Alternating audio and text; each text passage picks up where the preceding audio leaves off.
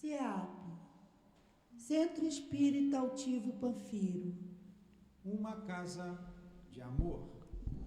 Boa tarde a todos, os presentes pelas redes sociais, né, pelo Facebook, pelo Instagram, pelo site do Centro Espírita Altivo Panfiro, aos desencarnados. Sempre digo que sábado é sempre um dia muito especial para a nossa casa, porque é o dia que, além das reuniões públicas que nós realizamos às 10 horas da manhã e às 17 horas, como é agora, nós realizamos também a obra social de Antônio de Aquino, que acontece de 8 até meio-dia, e é sempre uma grande satisfação nós podermos receber as centenas de famílias que aqui vêm, trazendo seus filhos, que, por faixa etária, vão para as salas de evangelização. As mães recebem também o nosso carinho, a nossa atenção, assistem também às palestras. Então, é sempre um dia muito feliz.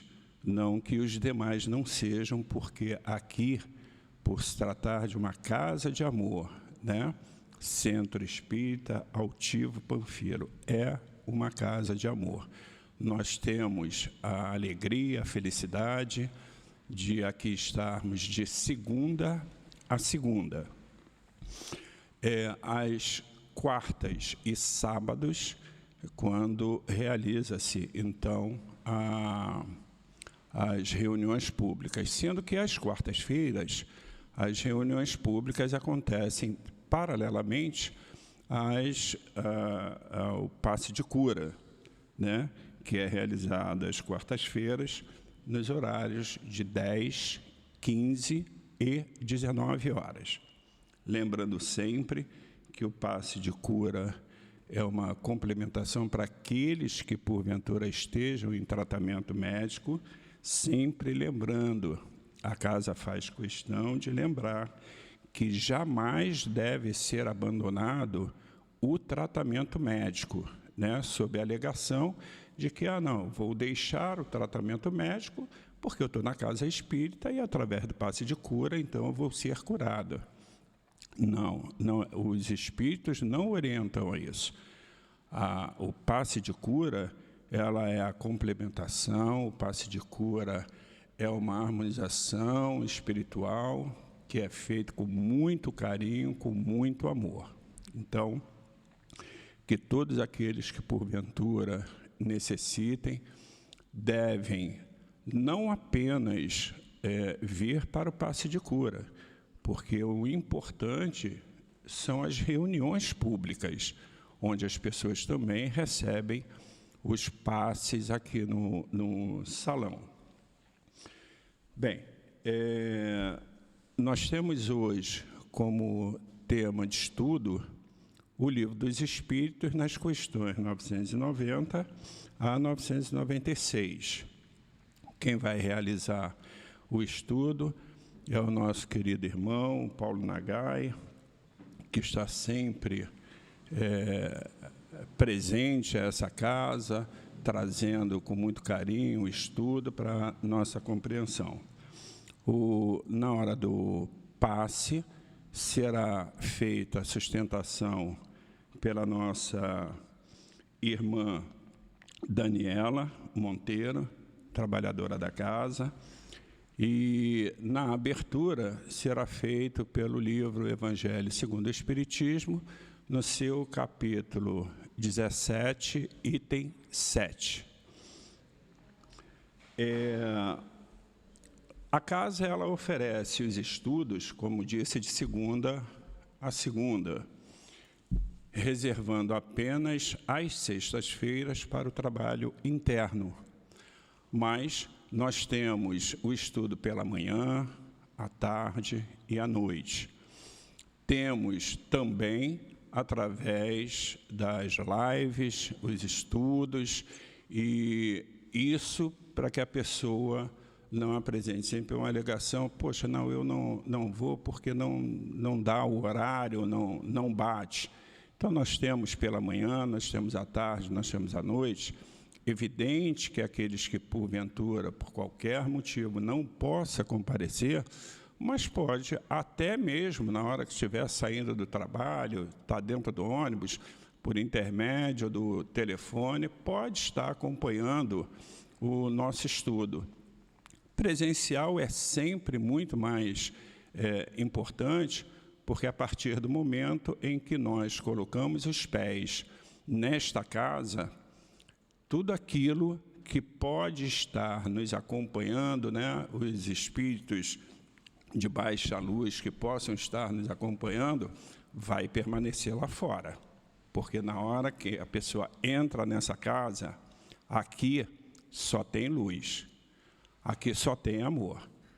Então, a pessoa entra, se harmoniza, e depois da palestra, já sentindo muito melhor do que quando entrou, retorna às suas casas, mas precisa também fazer o trabalho de casa, né?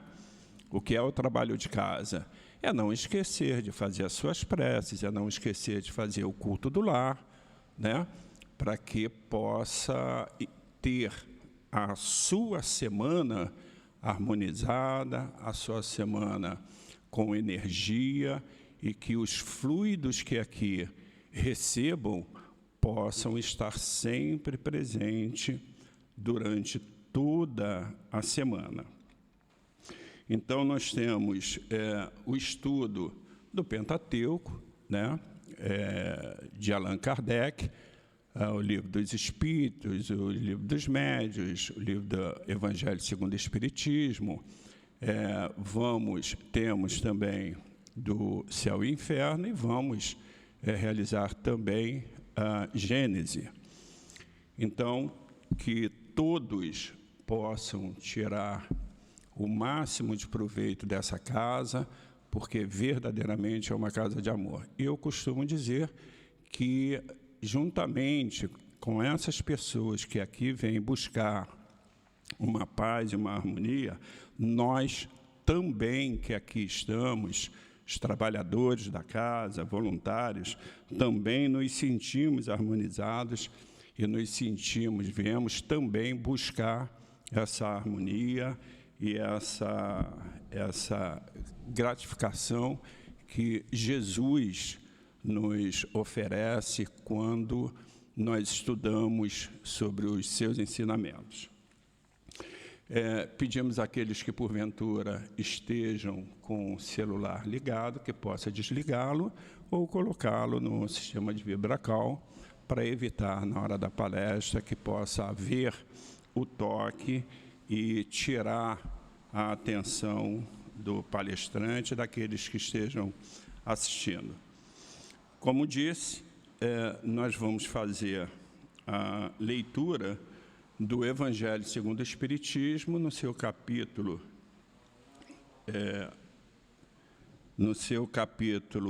17, no item 7, que nos diz: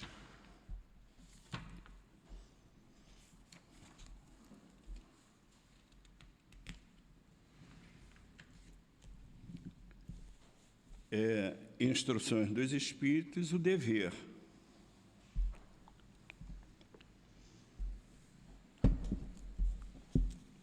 O dever é a obrigação moral diante de si mesmo, em primeiro lugar, e depois dos outros.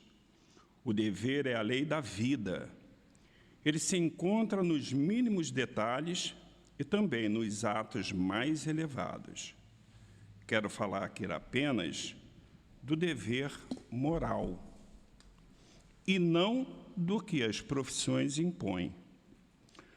O dever é muito difícil de ser cumprido na ordem dos sentimentos, porque se encontra em antagonismo com as seduções do interesse e do coração.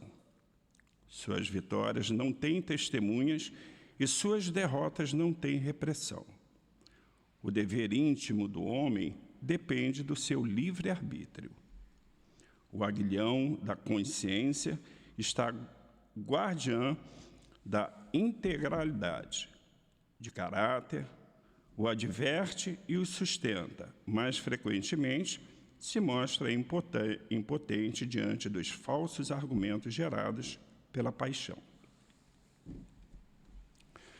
Querido Mestre Jesus, aqui estamos mais uma vez, agradecidos que somos ao Pai, o nosso Deus único, a Ti, Jesus, pela oportunidade de estarmos aprendendo a cada dia sobre os seus ensinamentos. Estamos aprendendo por intermédio dos guias espirituais que sustentam em amor, que formam o pilar de sustentação desta casa. Agradecemos ao guia, ao nosso dirigente espiritual, Altivo Panfiro, Antônio de Aquino, Dr. Bezerra de Menezes, Dr. Erma, Cidinha, Lourdinha, Dona Ivone, ao Chico Xavier e a ti também, Allan Kardec, por essa oportunidade que temos de aprendermos por intermédio dos espíritos bondosos que nos traz esse entendimento. Assim, em nome desses espíritos de luz, em seu nome, Jesus, mas, sobretudo, em nome de Deus, pedimos a permissão para iniciarmos a nossa reunião pública deste sábado, das 17 horas. Graças a Deus.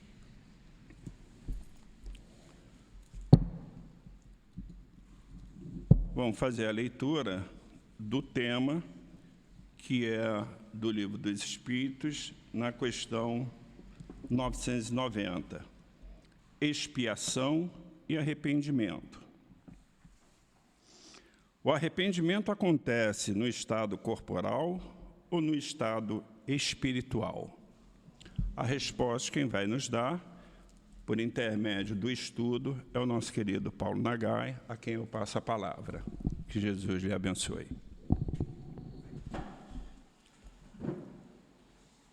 Uma boa tarde a todos, que Jesus nos abençoe e que nós possamos ter um estudo que nos ajude, de uma certa maneira, a melhorarmos, a sairmos daqui, pelo menos, melhor um pouquinho do que nós entramos.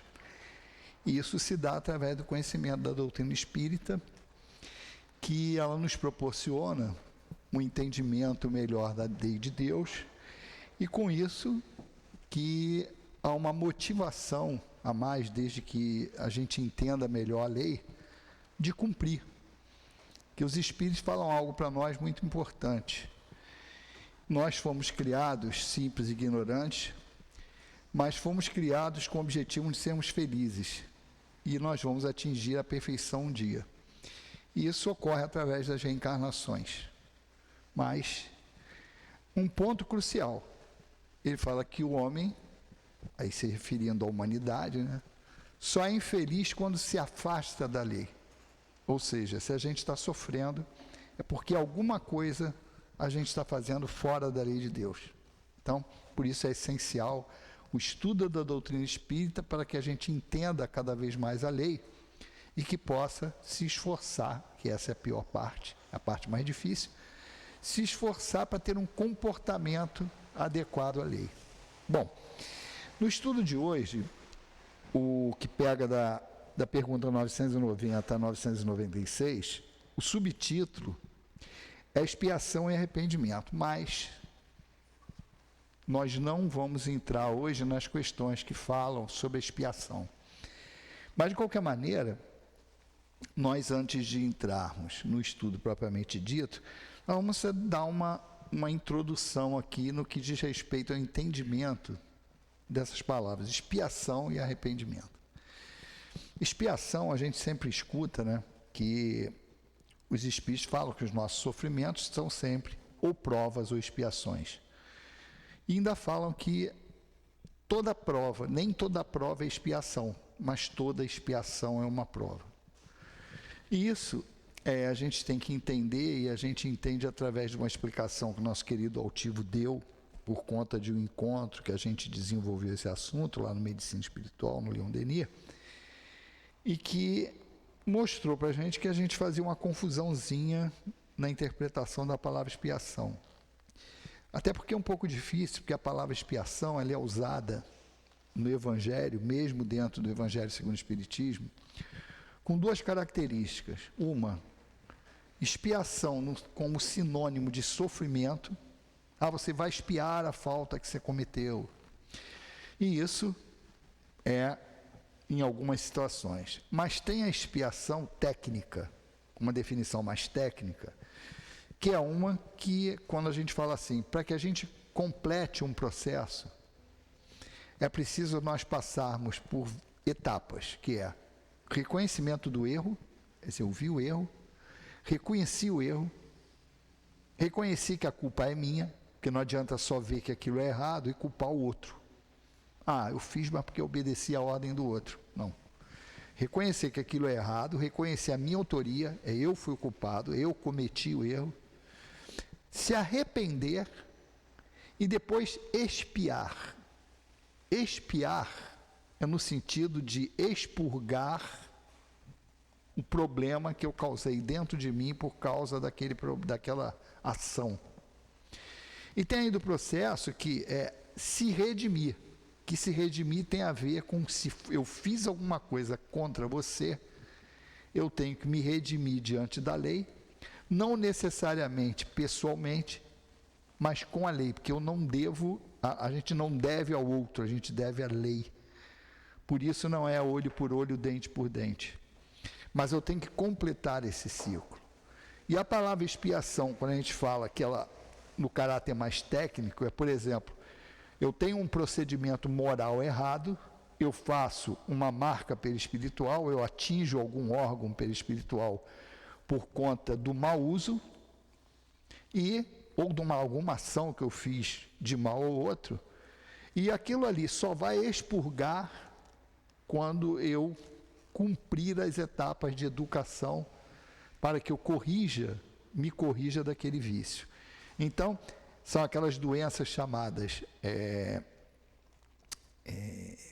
são de outras encarnações, que os orientais chamam de karma, e que elas vêm de dentro para fora por conta do mau procedimento meu. Então, são aquelas situações que as pessoas olham, mas eu não faço nada, sou bonzinho, mas nessa encarnação. Mas o que eu fiz me desestruturou de tal forma que eu vou passar por aquela doença em algum momento, em alguma encarnação. E esse em algum momento é quando eu tiver consciência dessa visão que a gente está dando.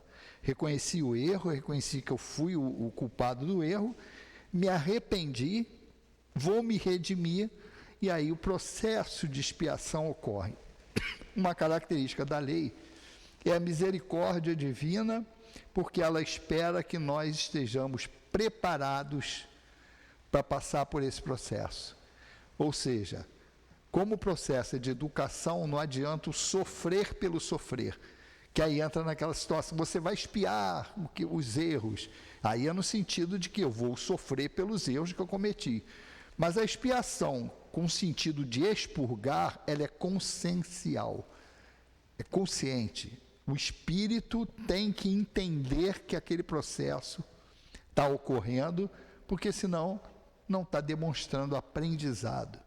Por isso que as pessoas, os espíritos, e todos que quando comentam essas coisas, a gente fala que a pessoa, por passar por uma prova ou expiação, tem que passar sem blasfemar, ou seja, sem reclamar de Deus, sem culpar a Deus por isso.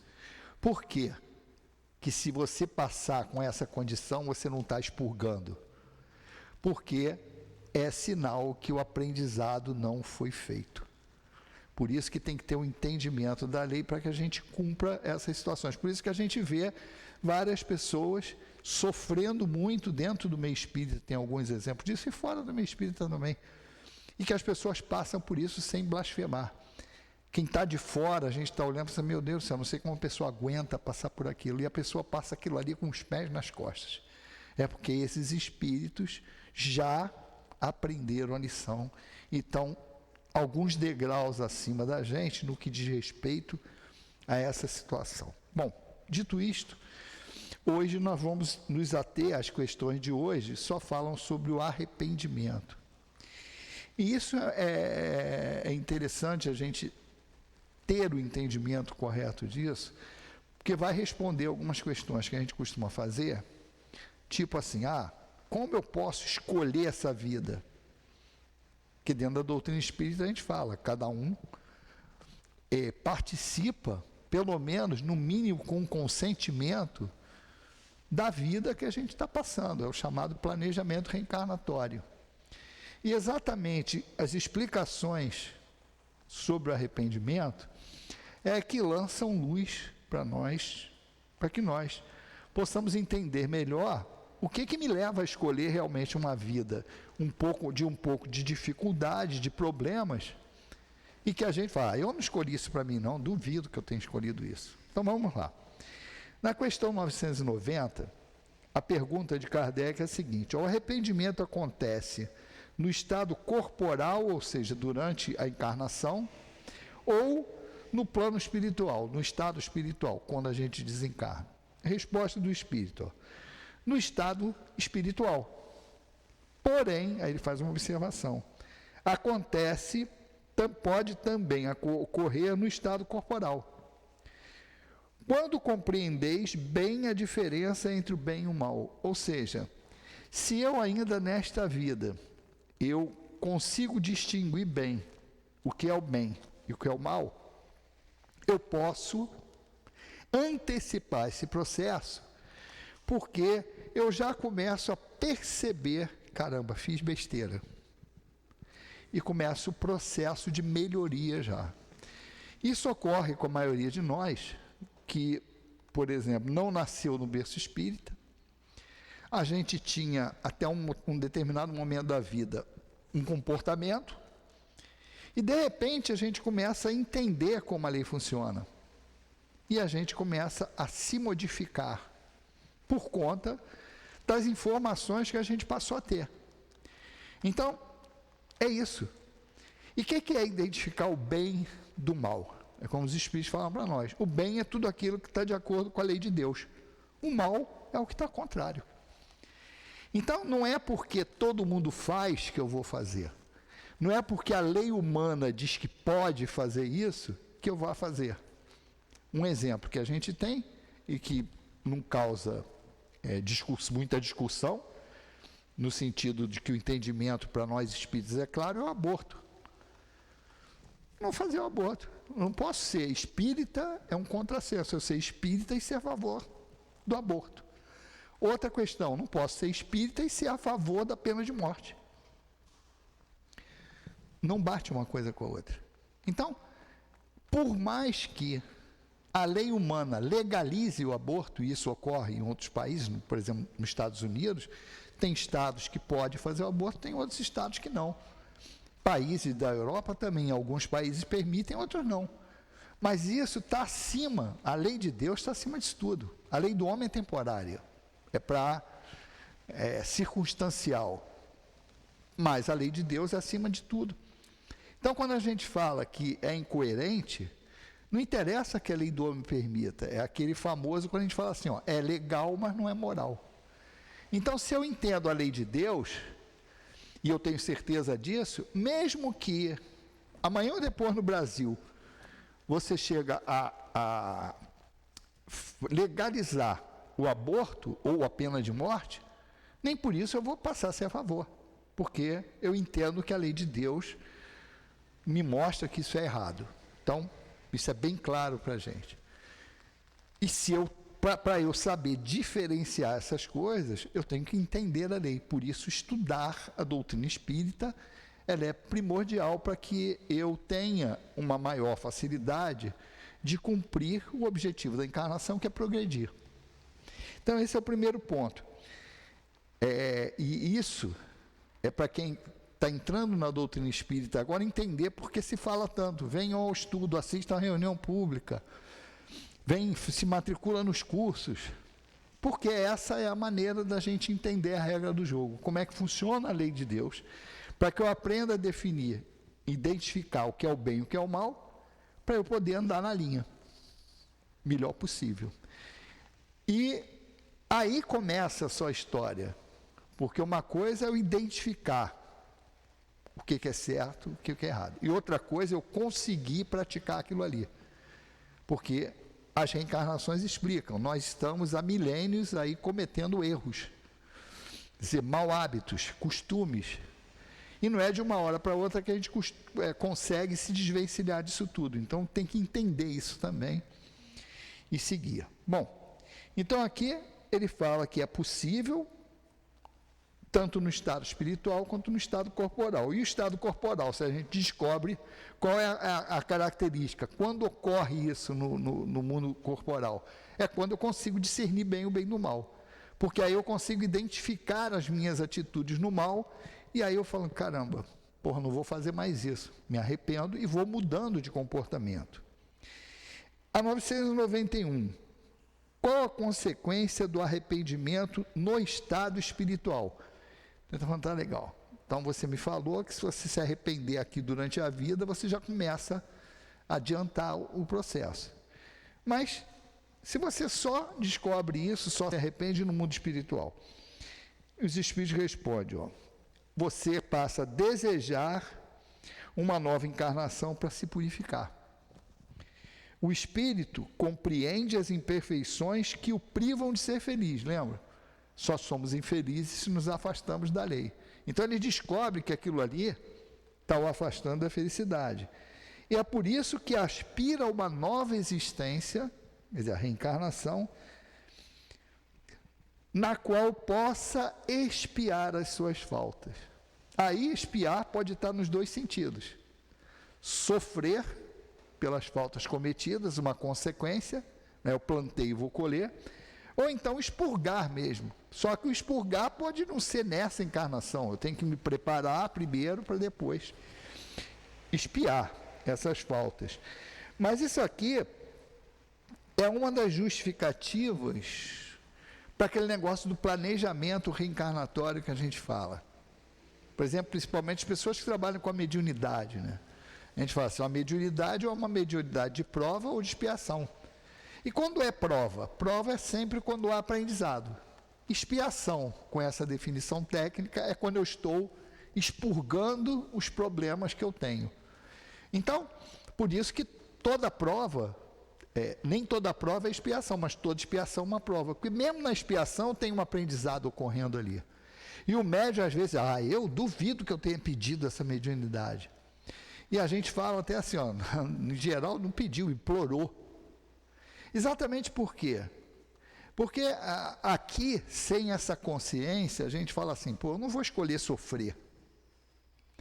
Só que é diferente, você escolhe passar por aquela dificuldade quando você sabe que aquela dificuldade vai te levar a uma coisa melhor. Exemplo, bom, ninguém gosta de tomar injeção, de tomar remédio ruim, de ficar com aquele sistema de tratamento rígido. Mas só que é o seguinte, e é normal isso, porque ninguém gosta de sofrer, de ter problema. Só que o estímulo é o quê? Caramba, não, eu vou passar por isso porque isso vai me dar saúde. Então eu vou lá e encaro aquilo ali. Se não for desse tipo, ninguém vai. Ninguém vai, claro que não vai. E é normal ser assim, porque se você não vê o benefício daquilo ali, você não faz. Quantas vezes a gente já escutou a pessoa, o médico, chegar, não bebe, não fuma. E muitas vezes a pessoa escuta isso e continua fumando, continua bebendo. Agora, o dia que o cara chegar e falar assim, olha, ou tu para ou tu vai morrer. Ou tu para ou tu não vai respirar mais. Tu vai sofrer isso, isso e isso. Quando tem esse impacto, a pessoa vai e opta. Por quê? Porque ninguém é burro. Quem gosta de sofrer não está normal. Então, se você entende que eu tenho que cumprir isso aqui, para eu ter um benefício, a gente vai fazer. E é isso que ocorre. O espírito descobre, quando ele não discerniu isso aqui na vida, encarnado. Mas quando ele desencarna, e o que acontece com o desencarne? Por que ocorre isso? Porque quando eu deixo o corpo físico, É como se eu tivesse o escafandro, aquela roupa de mergulho pesada que tinha antigamente. Aquilo ali obstrui, ele não me muda, que é aquela, o pessoal achava antigamente, né, morreu ou virou demônio ou santo, não tem nada disso. A gente continua sendo o que é, porém, a perda do corpo físico, ela nos dá maior sensibilidade e maior clareza de raciocínio. Eu não vou ser melhor nem pior, vou ser mais lúcido, só isso. Eu não vou ter o que eu não conquistei, e também não vou ter defeitos que eu não tinha, mas eu vou ter uma visão melhor. É como se a gente tivesse obscurecido por alguma coisa e de repente acendesse a luz, é isso, a visão fica melhor. E quando a gente percebe isso no plano espiritual, com a ajuda dos amigos espirituais, a gente passa a ter uma visão diferente.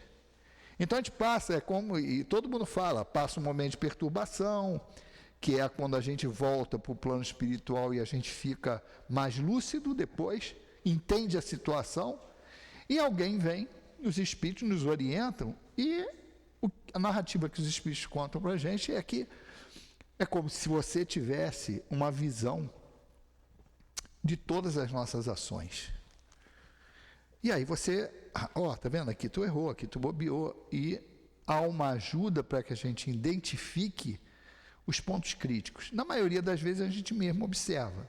Por isso que os espíritos falam que o nosso maior julgador é a nossa consciência. Porque quando a gente se depara com aquilo ali, a gente já tem condições de enxergar que aquilo foi errado, identificar o erro, falar assim, caramba, errei, bobeei ali mesmo. Como na maioria das vezes, quando a gente faz besteira aqui mesmo encarnado, a gente, caramba, bobeei ali. E fiz leite derramado, a gente consegue, tenta endireitar da melhor maneira possível. No mundo espiritual, ao contrário do que se fala, quando não se tem ideia da reencarnação, não se acredita na reencarnação, e a doutrina espírita tem esse poder, ela muda muito ditados, né? Tipo, pau que nasce torto, morre torto. Não, o pau que nasce torto pode até morrer torto, mas ele pode se endireitar, tanto nessa vida quanto na outra, né? Não tem conserto? Tem. N oportunidades, a gente vai reencarnar até atingir a perfeição. Então, não tem aquela condenação final. Tem provas periódicas, mas que eu sempre vou ter oportunidade de recomeçar. Então, quando a gente identifica isso, a gente vê que o caminho é aquele. Então, eu vou falar, não, eu quero passar por isso. É o remédio amargo que eu tenho que tomar para me corrigir, para me dar saúde, para eu ter um bem-estar. E pelo bem-estar maior, eu topo cumprir aquilo ali. Kardec e os espíritos falam muito, dão um exemplo, quando falam nisso, daquele, o militar que quer ir para a guerra, que quer pegar missão. Porque ele fala assim, o cara ficar lidando com o quartel, não vai ter promoção nenhuma. Eu falo, não, eu quero ter atividade, porque aquilo vai dar promoção a ele.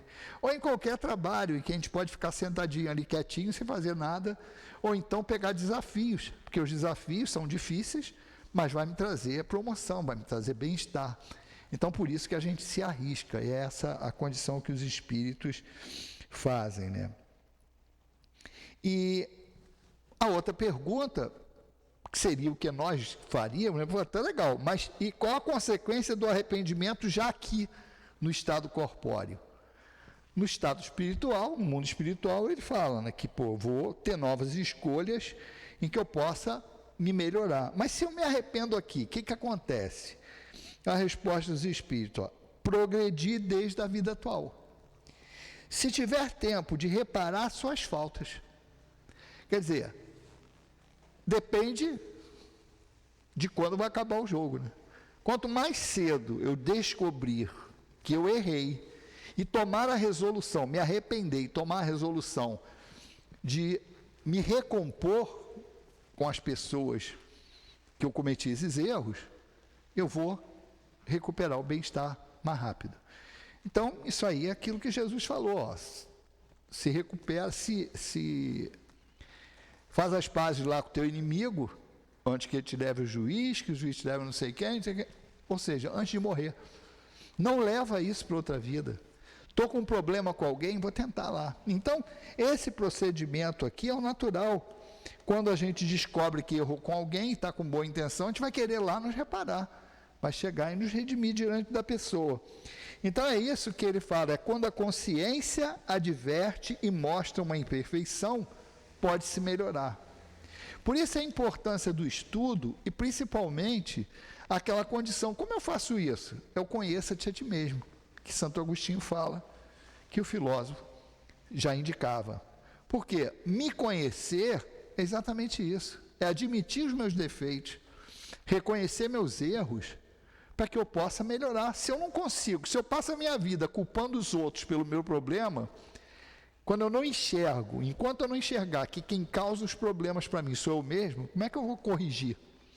Se eu estou olhando o problema no lugar errado, eu estou sempre terceirizando, o problema é que é o demônio que está me atentando, a carne é fraca, aí quando eu viro espírita, é o obsessor que está me atentando. Não, o problema sou eu.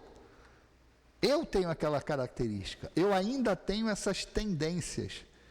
Ah, eu trouxe da onde? Foi Deus que me criou errado? Não, eu trouxe de outra encarnação.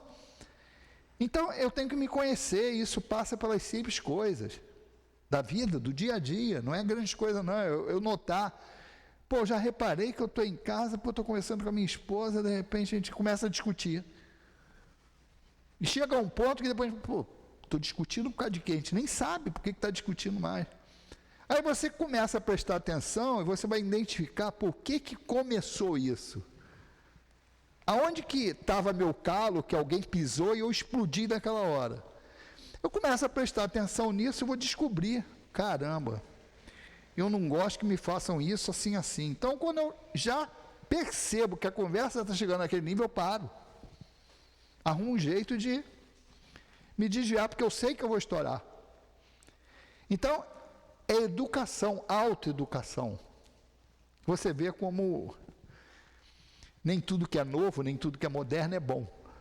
Não tem nada a ver com é atual, não é atual, é novidade ou não é novidade. Muita gente fala isso, não prende nada, solta. Você vai ter um infarto, vai ter um ataque. Bota para fora. Vai, dá esse conselho, mas fica com a pessoa do teu lado, para ela fazer isso tudo contigo, não com o outro. Mandar ir para casa, não se prende. É totalmente o contrário do que a gente tem que aprender.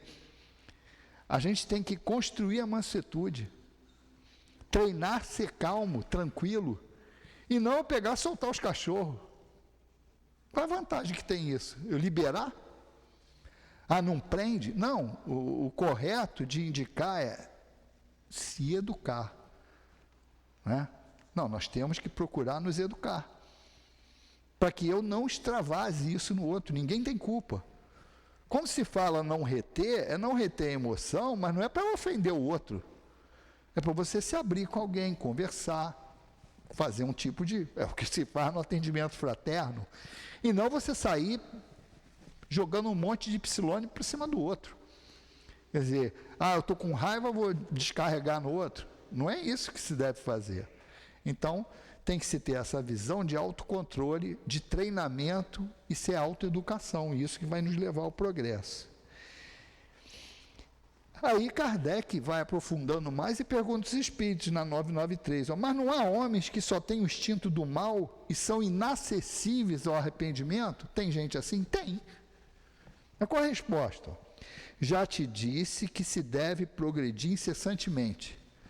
Aquele que nesta vida só possui o instinto do mal, terá o do bem numa outra. E é por isso que renasce várias vezes. É preciso que todos progridam e atinjam a meta. Só que uns levam um tempo mais curto e outros um tempo mais longo, conforme o desejo de cada um. Conforme o desejo de cada um. Aquele que tem apenas o instinto do bem, já está purificado, pois pode ter tido do mal numa existência anterior. Porque as pessoas comparam e não entendem. Por que fulano é tão calmo? Por que fulano é tão tranquilo? Por que o fulano não faz o mal para ninguém? Ele não foi criado assim. Ele conquistou isso. Então, o que ele quer dizer com isso aqui é que, tudo bem, eu tenho o instinto do mal hoje, mas o objetivo final é progredir. Então não interessa, um dia eu vou progredir, um dia eu vou conquistar esse instinto do bem. Então ele ainda chama atenção para o outro lado. E esse que hoje você observa que é bom, ele já fez besteira um dia, porque dificilmente o cara tem uma linha reta disso aí. Porque isso é um aprendizado, é ensaio. Erro e acerto. Errei, vou lá e conserto, vou aprender assim, pela experiência. Ninguém aprende sentado sem fazer nada.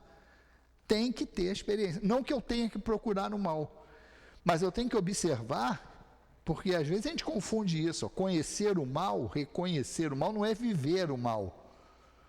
A gente vive nessa condição social hoje, a gente observa, eu posso aprender com o erro do outro. Eu só tenho que conhecer a lei para poder discernir o que é certo e o que é errado. Mas a escolha, vou fazer o bem ou vou fazer o mal, é minha.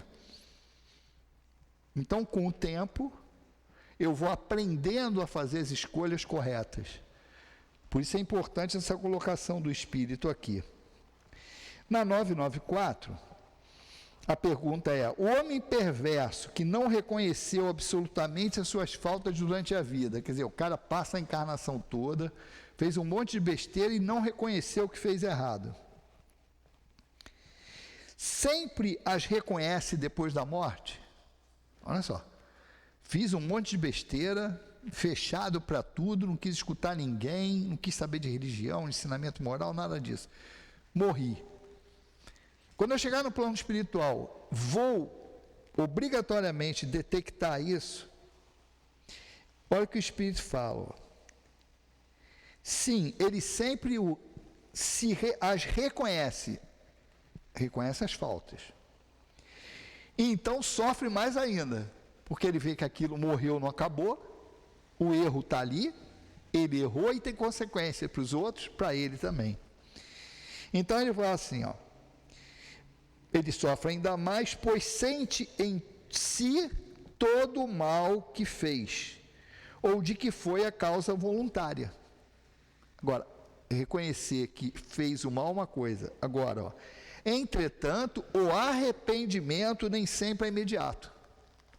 Porque o arrependimento requer entendimento da lei, requer humildade para reconhecer que errou, e a culpa é minha, porque a maioria dos erros, a gente quando tem contato com esses espíritos em reuniões de atendimento desencarnado, eles podem haver até que foi o erro, mas eles justificam, mas fulano fez isso comigo também, eu tenho o direito de. Então ele justifica o próprio erro. Então isso não é se arrepender, por isso que ele não se arrepende. Mas um dia ele vai se arrepender, e é isso que ele está falando aqui. Há espíritos que se obstinam no mau caminho, apesar do seu sofrimento. Só que aqueles espíritos viram para ele, tudo bem, eu sei, mas não quero seguir. E daí? Eu quero continuar no mal, não quero seguir Jesus. E o que você vai fazer? Não tem como obrigar, é livre-arbítrio do espírito. Então ele vai passar por processos que vão levar a ele um dia a concluir pelo bem. E é isso que ele fala, ó. Apesar dos seus sofrimentos, mais cedo ou mais tarde, reconhecerão a estrada errada que tomaram, e o arrependimento virá. Como? Aí ele fala, ó, é para esclarecer o que trabalham os bons espíritos e que podeis trabalhar vós mesmos. São os esclarecimentos. Mas vamos ver, na questão seguinte, qual é o trâmite, qual é o processo que se dá para ele poder enxergar isso. Vamos lá. Na 995. Há espíritos que nem serem maus, que sem serem maus, são indiferentes à sua sorte. Quer dizer, cai quase que no mesmo processo, porque eles não estão nem aí para o que vai acontecer. Olha a resposta. Ó. Há espíritos que nada de útil realizam.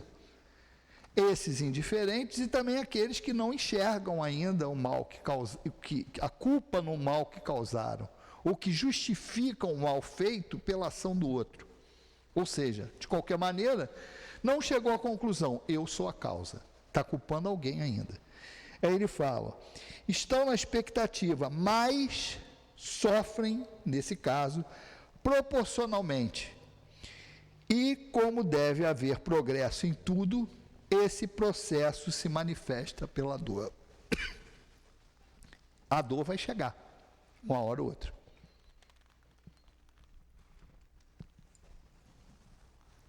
Aí o processo vai se completar. Por quê? A gente continua com aquela escolha. E a gente fala sempre nisso. Eu tenho sempre, Caio, a nossa vida é feita de escolhas.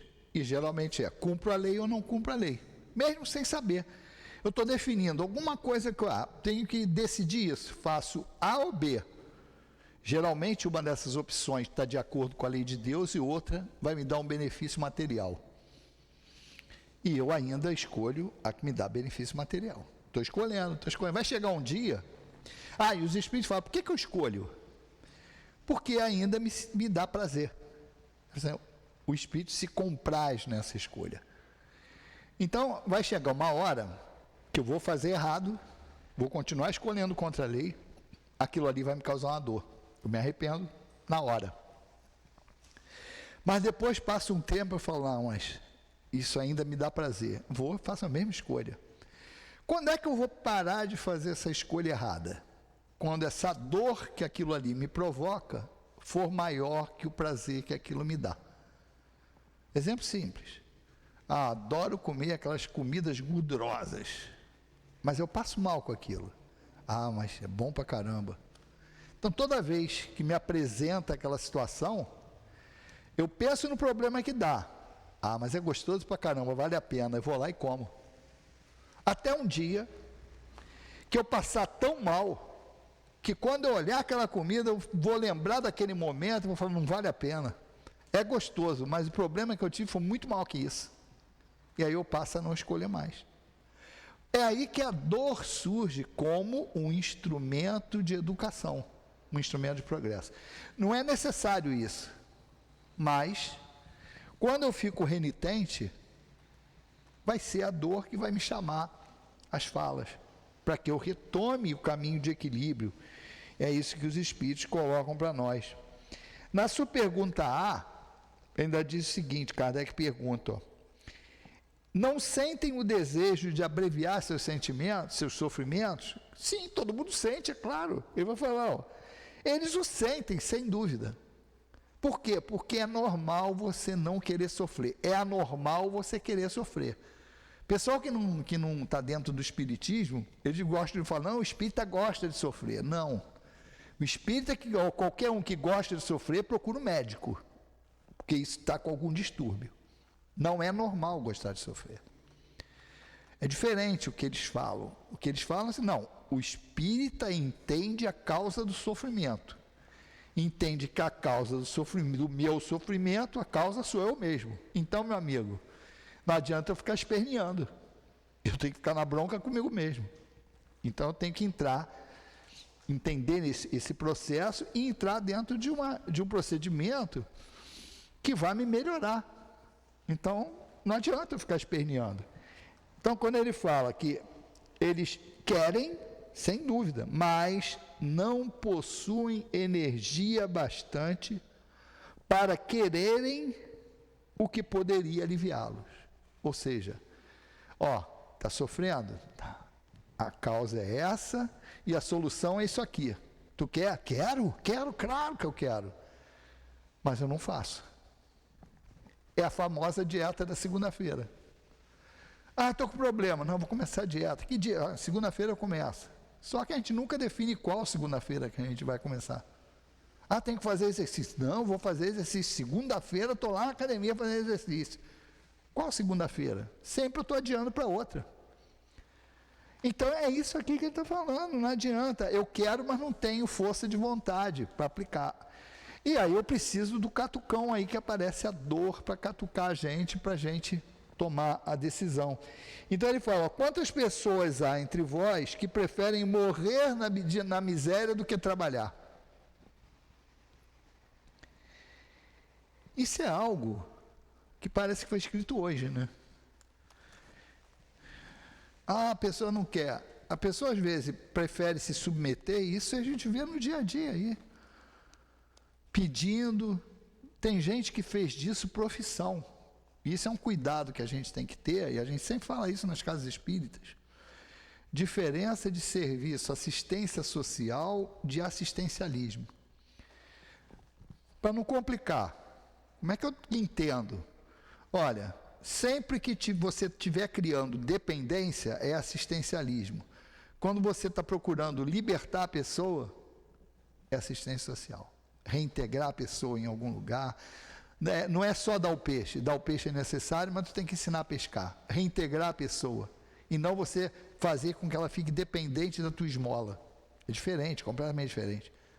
Quantas pessoas que pedem e tu fala assim, olha, eu não tenho, mas olha só, lá no meu quintal está necessário dar uma limpeza e tal. Oferece algum trabalho, oferece alguma atividade. Ninguém quer. A maioria prefere ficar pedinte. É isso que ele está falando aqui, ó, e não é novidade de hoje em dia. Ele está falando nessa época, 1857. E o Espírito fala isso. Né? Ele fala, tem pessoas, quantas pessoas há entre vós, quer dizer, olha, ele está falando fato, que prefere morrer na miséria a trabalhar. O cara não quer trabalhar. E aí? Vai fazer o quê?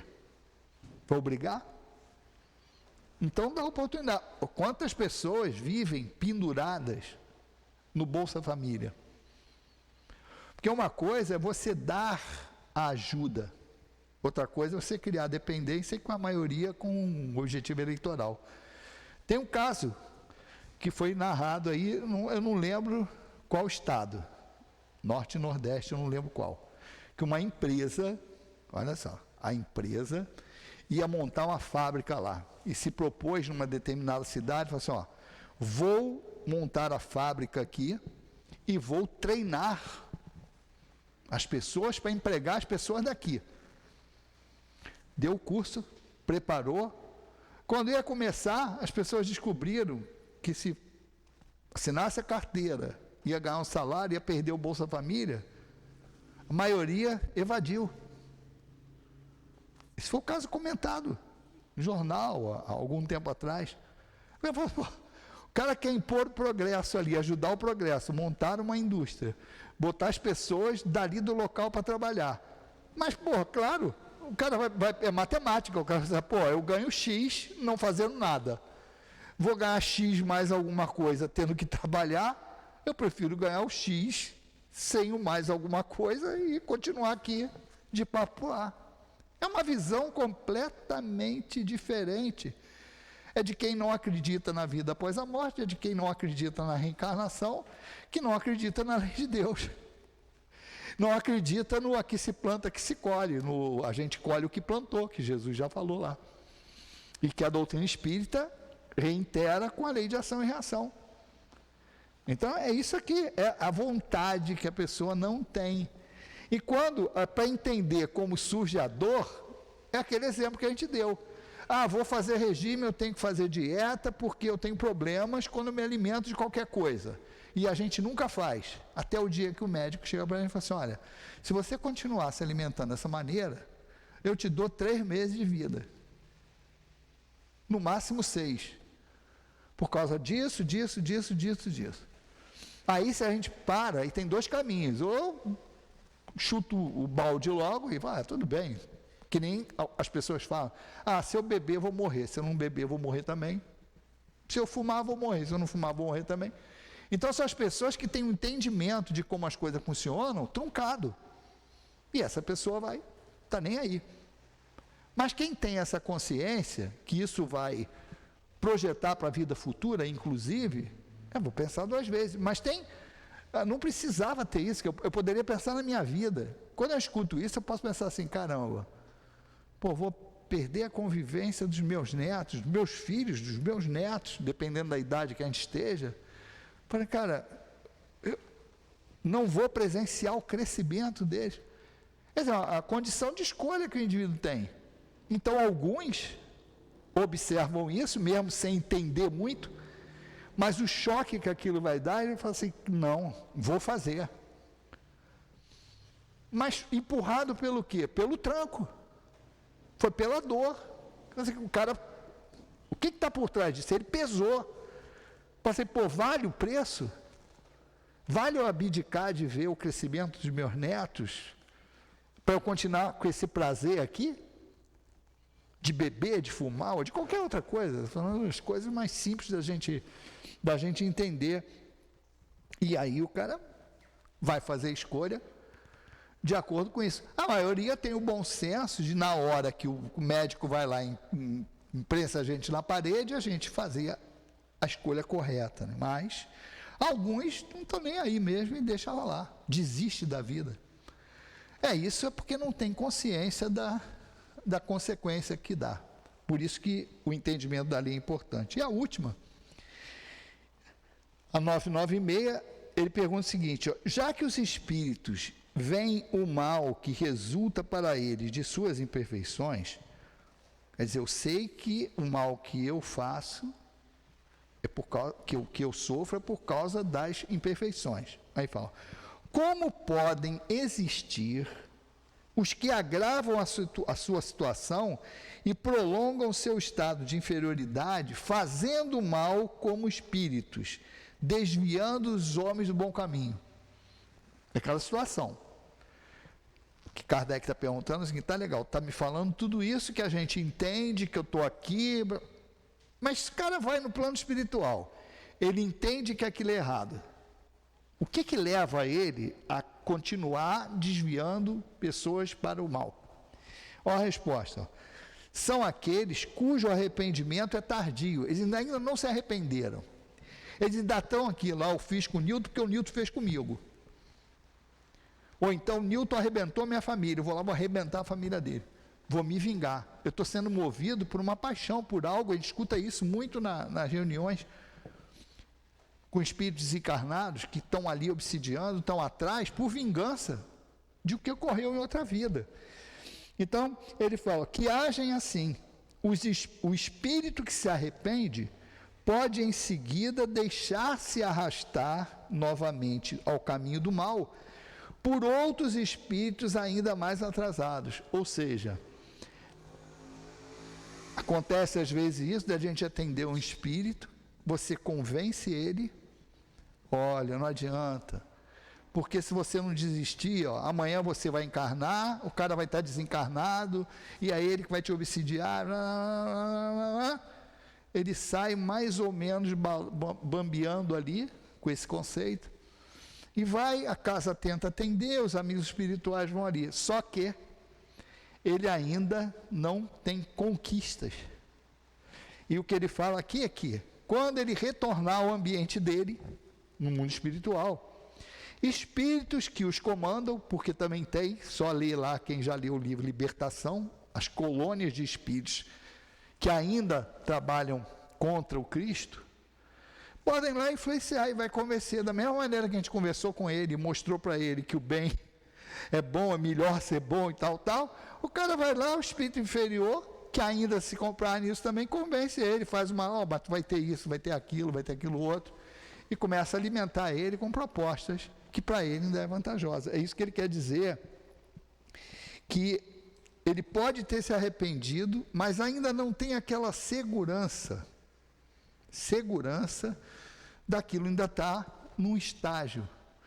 Por isso que quem trabalha com a doutrinação, conversando com esses espíritos, ou mesmo os médiuns, a gente procura explicar, assim, olha, não fique decepcionado com alguns resultados não alcançados. Por quê?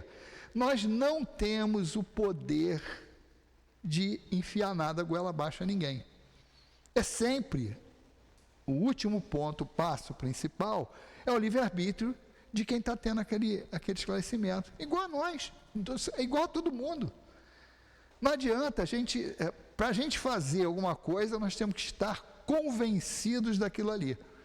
O convencimento pode ser pela razão ou pela dor, por causa disso tudo que a gente explicou.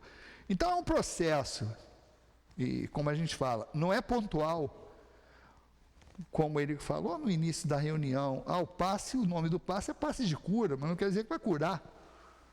A gente tenta até mudar isso, é o atendimento de passes.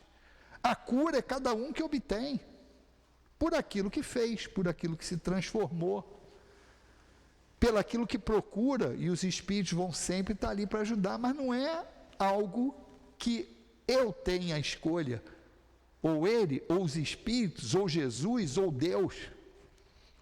Isso depende do comportamento de cada um de nós, para a gente fazer. Não está fora de nós. Fora de nós tem uma ajuda, que sempre vai haver. Mas o ponto de escolha, o passo final para que a gente obtenha tanto o progresso moral quanto o alívio da dor, é decisão nossa. Não adianta a gente escutar tudo, entender tudo, e na hora de fazer, eu não ter a força de vontade necessária para aplicar aquilo ali no meu dia a dia. Vai continuar a mesma coisa.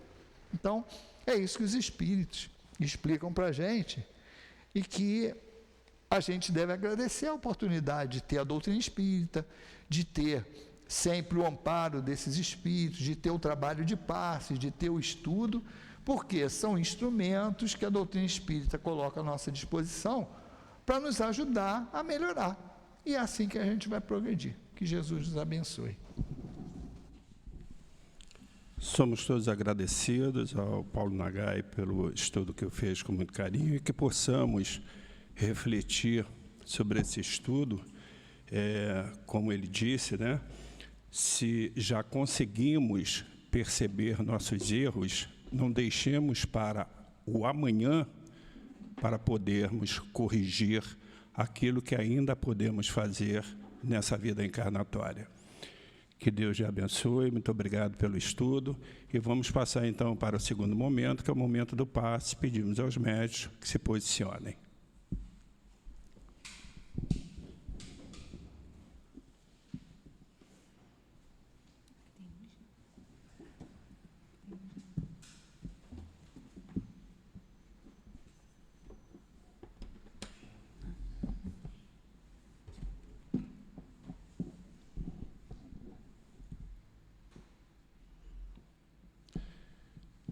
Deus nosso Pai, querido Mestre Jesus, mais uma vez aqui estamos, agradecidos pela sua presença.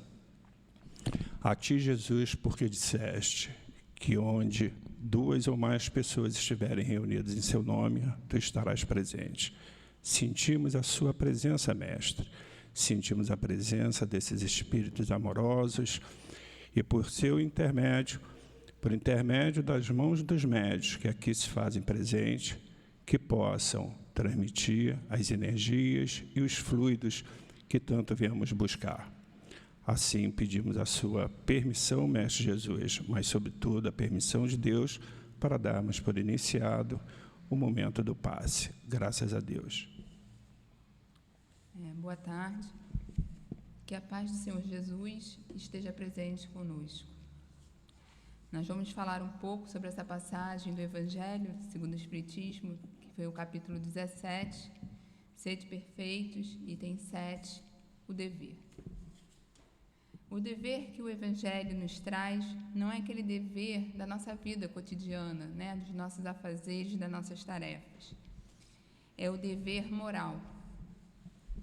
Lázaro, quando inicia sua mensagem, ele fala: o dever é uma obrigação moral da criatura consigo primeiro e em seguida para com os outros. O dever, ele é a lei da vida. O dever que nós todos temos que cumprir é o de nós melhorarmos. É fazer o esforço pessoal que temos que fazer para construir o homem de bem. E como a gente consegue construir esse homem de bem? É seguir os ensinamentos de Jesus, que veio aqui à Terra, reencarnou para mostrar para o homem esse caminho através do exemplo. O estágio que nós ainda nos encontramos de evolução, ainda é muito difícil da gente fazermos o correto, o certo, porque muitas vezes o que é certo, ele vai de conflito com os nossos interesses, as nossas paixões, o nosso orgulho. Mas nós temos que nos empenhar, fazer o esforço para cumprir com o dever. Então, mesmo que hoje nós o fazemos de forma raciocinada, vai chegar um dia que nós vamos desempenhar esse dever, o dever moral, de uma forma natural, aquela forma orgânica. Vai ser fácil, vai ser leve. O dever moral é aquele que nós devemos fazer o bem e evitar o mal, não causando prejuízo terceiro, fazer pelo irmão o que nós gostaríamos que o outro fizéssemos conosco mesmo. Deus, na sua justiça, criou todos os homens iguais para a dor, para que todos os filhos, instruídos pela experiência comum, não pratiquem o mal, alegando desconhecerem seus efeitos. Que possamos utilizar o nosso livre-arbítrio, nosso poder de escolha, com zelo, cumprindo o dever do coração. Que possamos amar o próximo, que possamos emitir boas vibrações, acolher o próximo de forma fraterna. Que Deus permaneça com todos nós, que possamos ter fé, pois a chegada ao nosso destino é certa. Todos nós vamos chegar ao progresso. Graças a Deus.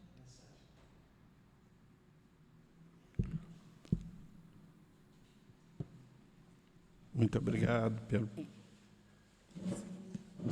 pela sustentação do passe. Vamos fazer agora a leitura de uma mensagem do plano espiritual. Amados, que Deus tenha misericórdia de cada ser, encarnados e desencarnados.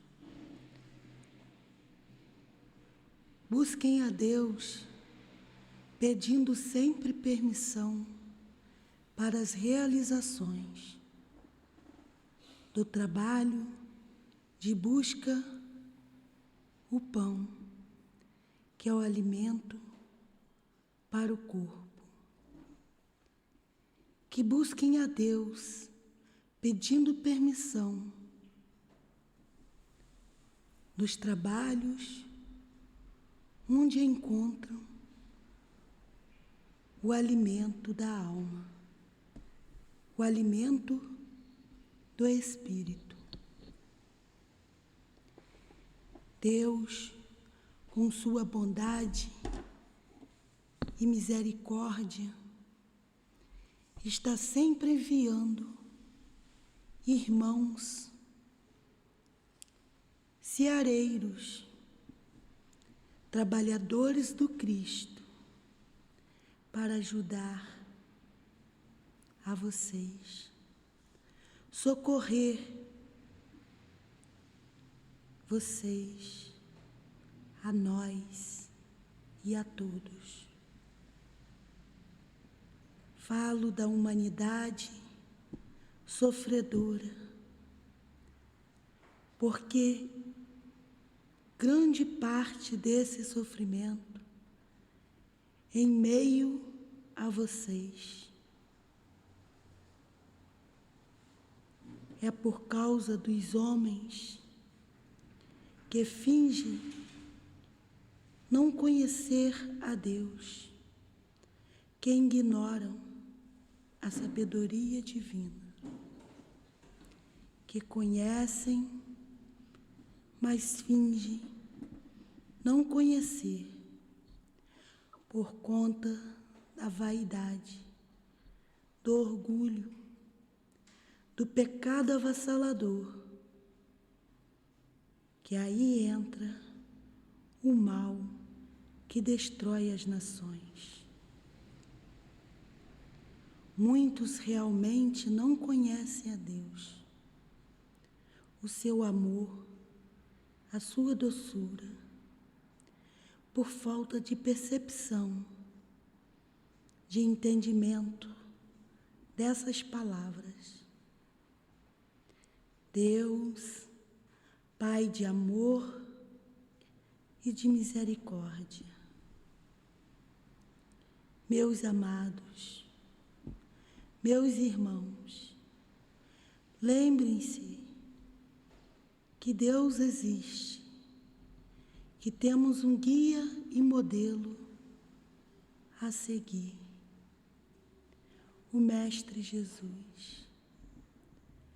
Quando os homens passarem a admirar ao seu redor a beleza das folhas, ao balançarem com o tocar dos ventos, do orvalho que em gotículas cai sobre o capim e sobre o telhado pela manhã, e à noite ao relento, na natureza, então esses terão a certeza de que Deus existe, de que Deus está ali, presente no ar que respiramos, na água que bebemos, no clarear do dia, no sol que brilha pela manhã e também no entardecer, na noite escura, que às vezes é o terror para alguns homens desencarnados e também para alguns encarnados. Na noite clara, enluarada, que muitas das vezes saímos para admirar o luar. Belezas que sentimos que só são sentidas se acreditarem em Deus, se tiverem fé. O sofrimento acontece por entenderem ou por fingirem não conhecer a Deus. Esse Deus que está presente em todas as coisas, que é o nosso Deus, Pai de amor e de misericórdia, para com todos nós que já o entendemos e para com que ainda não entendem. E os que sofrem amargamente. Muitos se acham deuses, crescem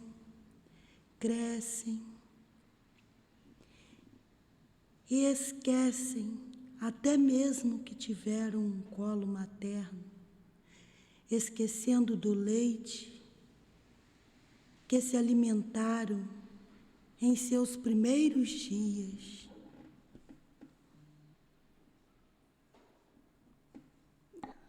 Continua o seu carro, muda as coisas. Aqui.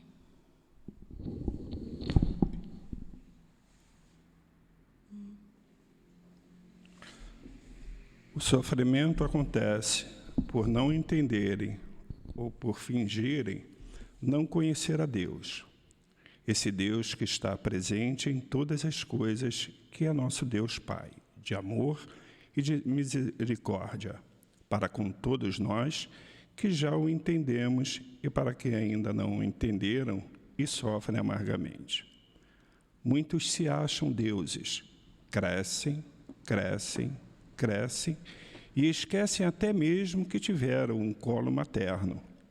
Esquecem do leite, de que se alimentaram em seus primeiros dias, semanas, meses, anos de suas vidas. Tornaram-se esses malfeitores que estão destruindo nações, aterrorizando pobres criaturas que, no momento de pedir ajuda, lamentam e esquecem até mesmo que Ele, o Cristo, existe para ajudá-los.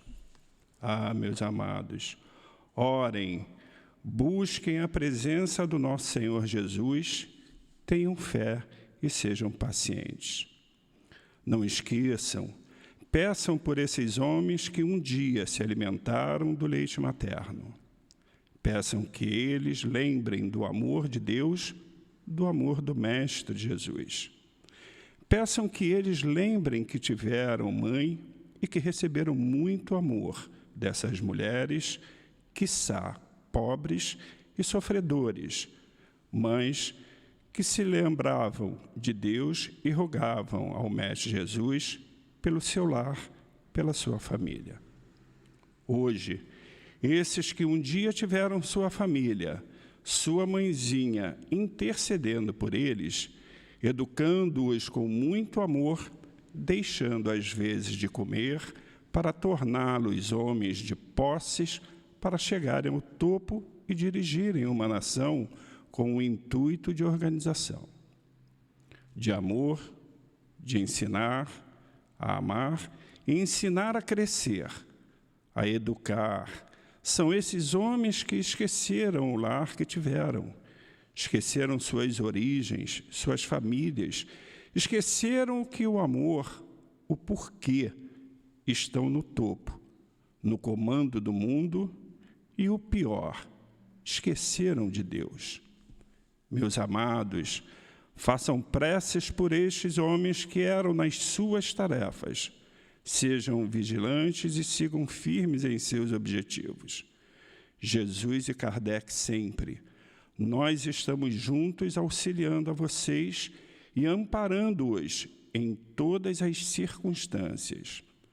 Paz a todos, um trabalhador do Cristo.